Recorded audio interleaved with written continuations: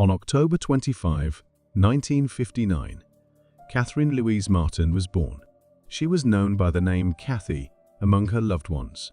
At the age of 16, Kathy and Mike Odom met in high school. They dated for some time before deciding to be married. Before they were able to wed, Mike was detained for trafficking heroin. He sold it to a secret policeman. For this offense, he received a 6-year sentence, but he only served 1. When he was finally released, Kathy told her family that she was determined to marry him. They did get married after he was released 2 years later. 2 kids were born to Kathy and Mike, Sean and Tasha. They resided in Harris County, Texas. Frankie Martin, Kathy's father, agreed to hire Mike for a position at his sign company. Kathy made every effort to make the union function. Additionally, she was portrayed as a devoted mother who would have done anything for her children. On March 3, 1987, Mike attempted to get in touch with Kathy, even though he was working out of town.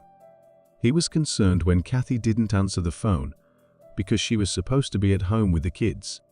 Mike made a call to the person who lives next door and requested him to check on Kathy and their kids. There was no response when the neighbor knocked on the door. Through the windows, he peered inside and noticed that the television was still on. Instead of dialing 911, the neighbor went into town, met a police officer, and then the 2 of them returned to the Odoms' home. The front door was unlocked when the policeman arrived. When he got inside, he saw Tasha, a 4-year-old, sitting on the sofa in the main room. Despite being severely beaten and knocked out, she was thankfully still alive. Sean, a 2-month-old, was discovered in his bedroom unhurt. The police officer discovered Kathy's bruised, naked body in Mike and Kathy's bedroom. She had blood all over her. Kathy had endured a brutal beating and more than 16 stab wounds. She had also been beaten, strangled, and had the rope of a lamp tied over her wrists. Police feared that the perpetrator might return and complete the crime. Tasha was the first to be transported to the hospital, followed by Sean. They were not to be left alone per the command. Frankie, Kathy's father, was told to go to the hospital to be with his grandkids when he arrived at the crime scene. Frankie watched a TV while at the hospital and saw what had happened to his daughter. Back at the house, Mike eventually showed up. Police officers paid close attention to how he looked. One of the officers observed that Mike's clothing had numerous red stains on it. It appeared to be blood. Blood was also found in the bathroom of the Odoms' home after a search. Mike might have made an effort to tidy up before leaving. Police didn't find any evidence of a break-in. The entrance door was the only one that wasn't locked. The fact that Kathy knew the assassin suggested that she knew who he or she was. Investigators knew it was a personal crime because of how many times she was stabbed. Police received information regarding what transpired from Kathy's clothing. They were discovered on the floor, neatly folded. Investigators hypothesized that the attacker targeted Tasha in an effort to obtain whatever it was he wanted from Kathy. Tasha was in critical condition when she returned to the hospital. She was dependent on IVs and in a coma. Investigators concentrated on her father, Mike Odom, while physicians battled to save her life. He gave out an intense, upset vibe. From the beginning, the detectives had their reservations about him. Mike did not arrive to his house right away after work, as he had promised based on investigators. He had gone out with some of his friends. It was something the detectives had seen before. A person who plans a murder while they are at another location and then calls someone else to go check on the victim. The forensic lab received Mike's garments to do testing on. It didn't end there. Additionally, stains were discovered on Tim Robinson's neighbor's car's floor. Investigators could see that Tim and Mike had a strategy in place to murder Kathy. Mike might have been using once more and looking for insurance money. But the case quickly took a turn. According to the medical examiner, Kathy was killed around 6 hours before her body was discovered. The time then would be around 1 in the afternoon. Tim and Mike both stated that they were at work. A witness spoke out while investigators checked their alibis. 4-year-old Tasha Odom is that witness. She informed the detectives, after waking up from her coma, that she remembered a man entering the home. The dude had golden hair, Tasha claimed. Tim Robinson and Mike Odom both lacked blonde hair.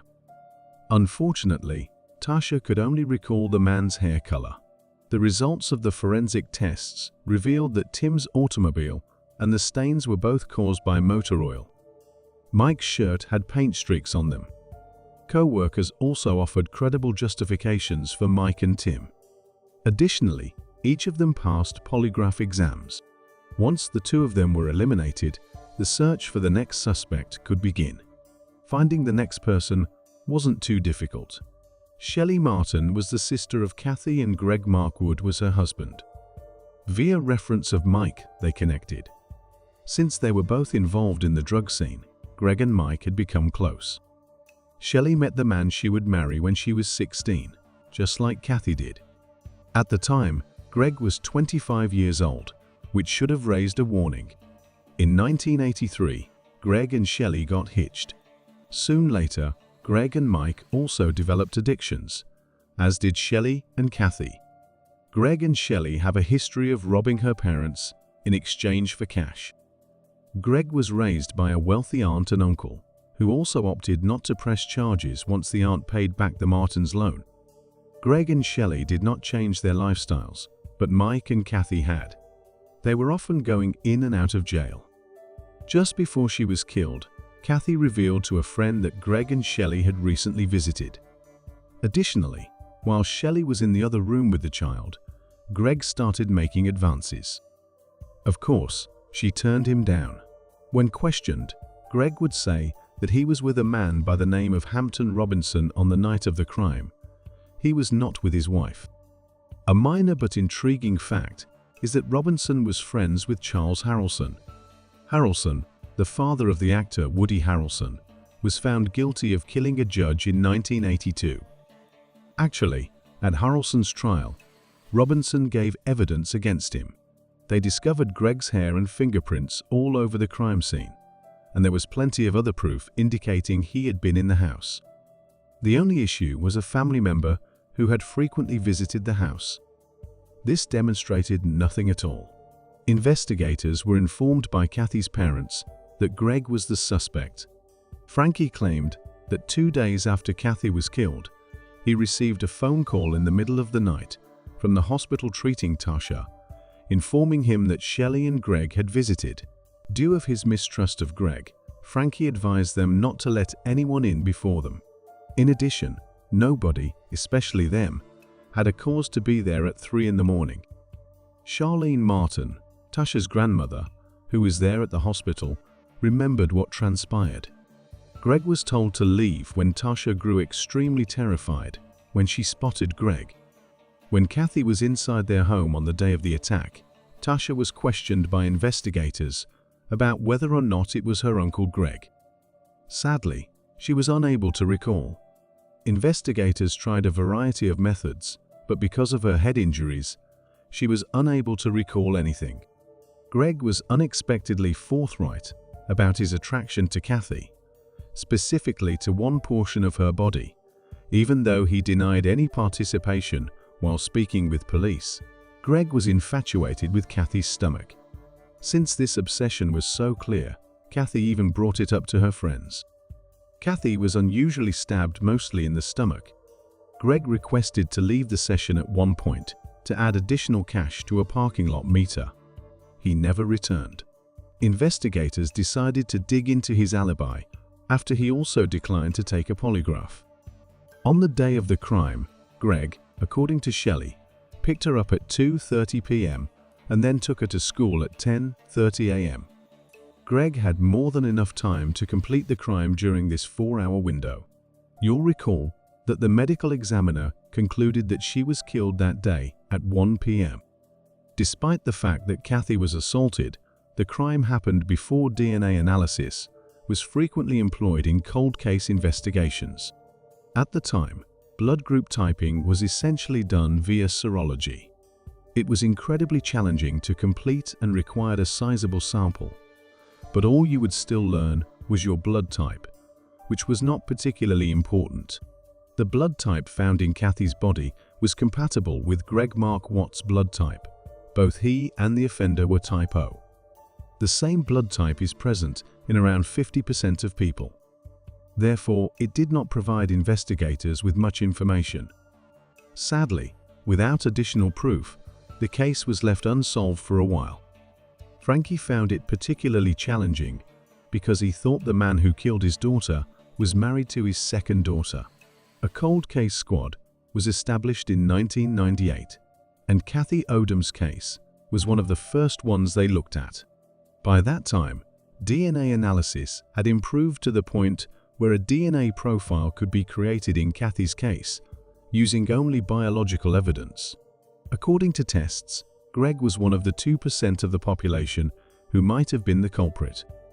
Though still inconclusive, it is much better than 50%. Greg instantly came up with a defense for the detectives. He asserted that their relationship was mutually consenting and that they were having an affair. Greg claimed to have been present when she was killed. She was still alive when he departed, he insisted. Even though the detectives did not believe Greg, they were worried that they did not have enough evidence to secure a conviction, so they decided not to arrest him at the time. They had to demonstrate his presence at the scene of the crime. In Dallas, Texas, a private forensic lab called Orchid Cellmark employed Kathyrn Long. The investigators got in touch with her. To try to solve Kathy's crime, Kathyrn came up with an odd plan. She and her co-workers were choking one another. They were trying to figure out if someone who choked someone would leave skin cells behind. They came to the conclusion that there had been a sizable transfer of skin cells from the offender to the victim. The search was on for something in Kathy's evidence file that might have held the criminal's skin cells. They made the decision to put Kathy's hand-binding electrical cord through tests. It was a stroke of unbelievable good fortune that the cable had been kept in a paper bag rather than a plastic one. The paper bag's breathability ensures that the inside object will remain dry and free of moisture. The DNA life will thus be extended as a result. In fact, it will keep the DNA intact longer than if we were in a plastic bag. Blood was all over the cord. To gather as much information as they could, investigators switched the cord. The genetic profiles of Greg and Kathy Odom were discovered through testing.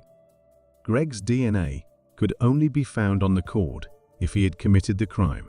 Greg was ultimately detained on December 18, 2002 and charged with murdering Kathy. Greg confessed to a fellow prisoner when he was arrested. He claimed that when he arrived at Kathy's house that day, he was high on heroin. Once inside, he approached, but she turned him down. To compel her, he continuously struck Tasha in the head. He then made a threat to kill Sean as well. She was forced to use a kitchen knife in order to save her children's lives. Greg then bound Kathy's hands and cut the lamp's electrical wire. He attacked her and then killed her. After cleaning himself up in the lavatory, Greg dressed as Mike Odom. He had no idea that 15 years later, DNA technology would be used to pinpoint him as the culprit. Greg's wealthy aunt passed away 6 months after his arrest, leaving him tens of thousands of cash and a share of her house. When the Martins made the decision to sue him, it held up the estate and kept him from using that money for his defense.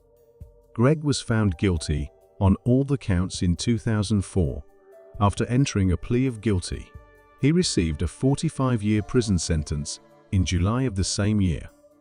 In 2008, after serving his 4-year term, he died of liver illness. Age-wise, he was 56. Couldn't have happened to a better guy. According to Sergeant Roger Wedgeworth, after the crime, Shelley's parents stopped communicating with her. While they held Mark Woodside accountable, she absconded with him. It was claimed that Shelley maintained her belief in Greg's innocence and support for a considerable amount of time. After the crime, the Martins relocated to Oklahoma. A few years later, It appeared that Shelley got in contact with her parents all over again, and she too relocated to Oklahoma to be close to them. It doesn't bring Kathy back, according to Frankie, Kathy's father. I will never forget her, the things we did together, and the house she built. A child's death is never easy. Debbie Lynn Randall, who was 9 years old at the time, lived in Cobb County, Georgia, in 1972. Her parents were Juanita and John Randall. She also had an older brother, Melvin. On January 13, late at night, Debbie was making her way home from the laundry facility across the street. She never returned home. 4,000 individuals began seeking for her. The Concerned Citizens Committee, Marietta Civil Defense personnel, a neighborhood radio station, and college students who had heard the news and wanted to assist in any manner they could were also present. They all provided assistance in her search. 16 days later, a body was discovered close to the intersection of Powers, Ferry Road and Windy Hill. A college student who had volunteered to help with the search discovered her body. She had been assaulted and strangled, according to the results of an autopsy. Investigators saved important bits of evidence, including a hair and a piece of fabric with a floral pattern. Authorities were informed by 2 young residents that they spotted a dark pickup truck backed up in a parking area next to Debbie's home before it raced away. Laundry detergent was the only thing still in the parking lot. Investigators tirelessly pursued every clue, but they never managed to pin down the perpetrator. The investigation eventually came to a stop. The FBI dramatically reduced the number of potential suspects in 2001 after testing hair that was discovered at the crime scene. In 2015, a piece of cloth was brought to a facility for DNA analysis, which produced the DNA profile of an unidentified guy. Researchers got even closer to the truth thanks to DNA testing done in 2019, made feasible by more funding, and a reanalysis of the cloth in 2022. The detectives then connected with people who were likely linked to the perpetrator thanks to more DNA testing in 2022. To aid law enforcement, those families provided DNA samples. Additional testing was carried out, and in 2023, it was discovered that Debbie's family had a neighbor named William B. Rose, who was 24 years old in 1972 and resided in the same apartment building. 2 years after he destroyed Debbie's life, Rose committed suicide. The announcement was made by the investigators in September 2023. The person in charge is Rose. Despite the fact that it might take some time, according to Cobb County District Attorney Flynn Brody, we'll do all in our power to crack open our cold cases and ensure that those responsible are brought to book. The solution we offer now won't bring her back. Justice cannot be carried out from the offender. But I am aware that he has to answer to a higher authority. Rose had previously been arrested for alcohol-related offenses, according to Ron Alter, a cold case investigator with the District Attorney's Office, and even though he was not a suspect at the time, Rose may have committed suicide out of fear of being caught by the authorities. I'm certain he spotted her if he drove past. That was a crime of opportunity, in my opinion. He observed her alone and kidnapped her, according to the investigator, who also revealed that investigators had utilized ancestry websites to locate familial matches to narrow down their list of potential suspects. At the press conference, Melvin Randall, Debbie's brother, also spoke. I've come to realize that harboring hatred or grudges is pointless over time. The only surviving family member who heard the news is Melvin. Debbie's mother died in 2018, while her father died in 2022. We just want to say thank you to everyone for all you have done to make this day possible. I would like to say that I wish my mother was here, but I know she understands and is in heaven now that it is finally over. Because I was her older brother, Melvin claimed that after a while, I started to blame myself for it. But as time went on, I came to the conclusion that I had no control over what had occurred. It was not my fault either. Just being thankful for the neighborhood. It is a comfort that no one we know was involved, and it is wonderful that it is all over. It has burdened us greatly for a very long time. Melvin Randall claimed he was not furious with Rose or his family, despite the losses he had experienced and the upsetting circumstances surrounding each one. I am aware that they are experiencing difficulties as well. It was difficult for us, and I'm sure it's difficult for them too. I don't have any ill will toward any of them. I wish them all well, and may God bless them.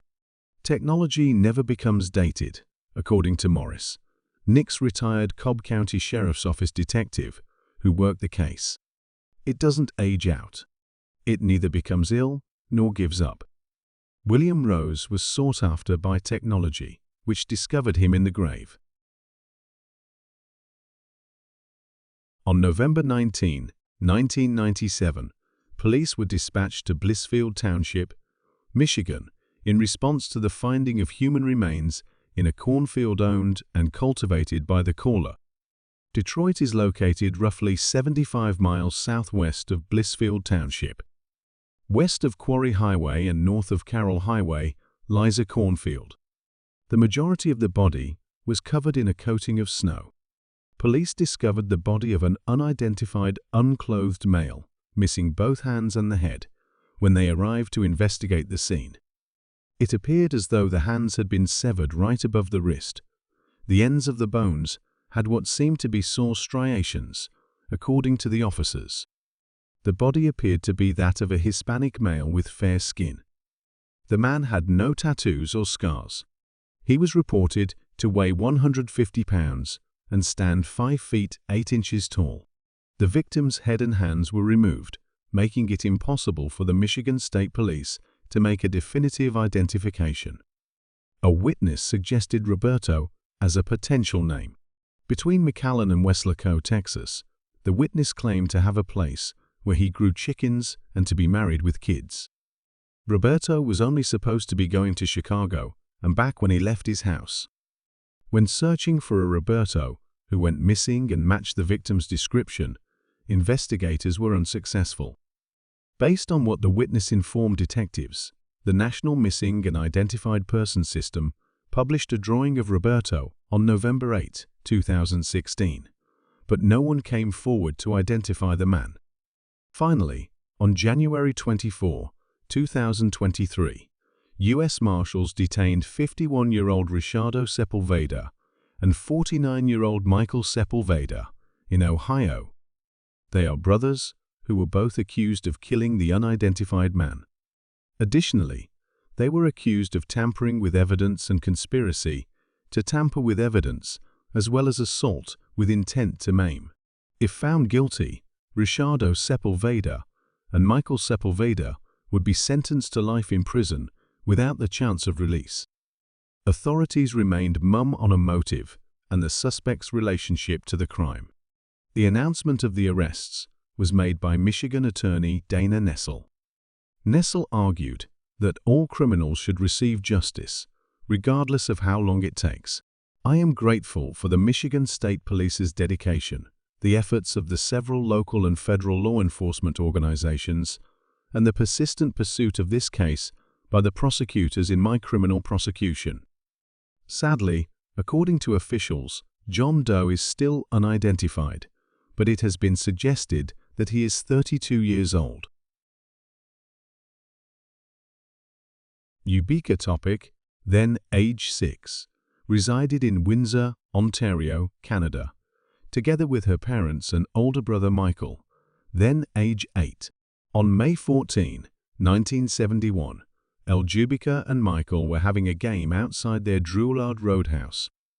Just before 9 o'clock, a man walked up to them.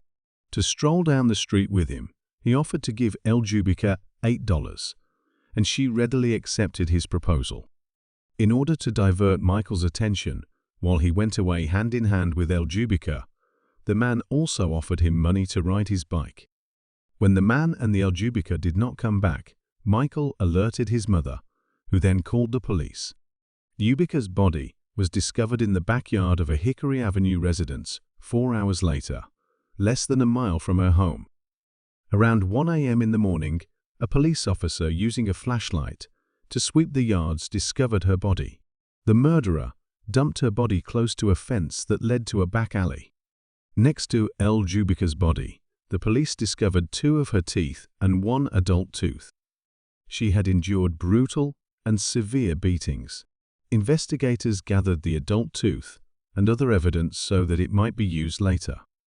A weird man was reportedly seen hanging out at a cafe across the street from the Topic residence, according to witnesses who came forward. He could never be found. The case received widespread media coverage. Numerous suggestions were received from all throughout the US and Canada. Over 500 people were interested in the case at one point. In the 1990s, DNA was extracted from objects found at the crime scene. Investigators said in 2015 that they had developed a DNA profile of the criminal. The Virginia-based DNA technology business Parabon Nanolabs, which specializes in DNA phenotyping, the process of determining physical characteristics and ancestry from unidentifiable DNA evidence, was contacted by the authorities. Law enforcement uses the service provided by the company Snapshot DNA Phenotyping to create suspect lists, generate leads, and conduct criminal investigations. Parabon produced 2 distinct visuals. One depicted the suspect's appearance at the age of 25, the year the crime was committed. The other image depicted the culprit as he might appear today, at age 70 or so. The case of Ljubica Topic was finally solved. Windsor Police Staff Sergeant Scott Chapman said in December 2019. According to Chapman, genetic genealogy has been used to elucidate a number of unsolved cold cases, including Ljubica's. He claimed, "Our case was one of the first in Canada to employ the method to locate an offender on ancestry research websites like GADmatch and Family Tree DNA. Users can choose not to disclose their genetic data with law enforcement," he continued, "but in the end, authorities were able to identify the offender using DNA from a distant cousin who was discovered in a database. The identification was made with the help of Parabon Nanolabs. The decision to withhold the identity of the unidentified individual was made at the time by Windsor Police. All they mentioned was that he committed the act, moved to the West afterward, and recently passed away. Police received praise for identifying the crime at last. The decision to withhold the man's identity was criticized by several members of the public. Winter cops finally modified their stance in 2023. Frank Arthur Hall was identified as the perpetrator. In 1971, he was 22 years old. The Tilbridge family and Hall were neighbors who lived not far apart. Prior to the DNA match proving his guilt, he was never a suspect or subject of interest. Just before the DNA match, in February 2019, Hall passed away in Edmonton, Canada. Scott Chapman, a staff sergeant with the Windsor Police, made the announcement that Hall was the offender. Because there was so little precedence, he explained, it wasn't obvious whether they could lawfully name Hall in 2019 when he declared the matter to be solved. Chapman acknowledged that the situation had altered since then and that genetic genealogy had become more widely accepted, adding that this was part of the reason Hall's name had been hidden at the time. Chapman rushed to Edmonton to brief the Hall's family before that information was made public. "We must remember that whatever Frankel did in his past is not a reflection on these people," he added, adding that they showed resilience despite being surprised. According to Chapman, they have also suffered because of this information. Chapman claims that it's unclear from police records whether Hall's residence was combed into as part of the initial inquiry back in 1971. Although his identity was unknown to the general public, Hall was known to police in Windsor and other locations, especially for property offenses like theft. Other law enforcement organizations have been made aware of Hall since 2019. The fact that the Hall's name is now well known, according to Chapman, may result in more public tips about other crimes, potentially reviving additional investigations. It is certainly conceivable. Domitila Alvarez, a 38-year-old woman, tragically lost her life on April 24, 2009, when she was found in her family's car repair shop on B Street in West Houston, the victim of multiple stab wounds. Despite initial investigative efforts, her case went cold, leaving her family without answers. It wasn't until 2021 that the Houston Police Department's Cold Case Unit revisited the evidence, breathing new life into the investigation. Through advanced DNA analysis, they identified Jorge Trevino Cardenas as a suspect and uncovered more damning evidence linking him to the crime. On January 26, 2023, justice finally caught up with Cardenas, now 50 years old, as he was formally charged with the murder of Domitila. Notably, he was already serving a sentence for an unrelated offense, underscoring the importance of revisiting unsolved cases. However, crucial details surrounding the motive for the crime and the relationship between Domitila and Cardenas remain shrouded in mystery, with investigators choosing to keep this information confidential.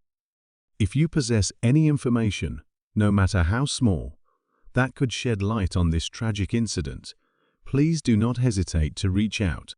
You can contact the Houston Police Department at 713-308-3600 or Crime Stoppers at 713-222-TIPS. Your assistance may be the key to uncovering the truth and delivering closure to Domitila Alvarez's family.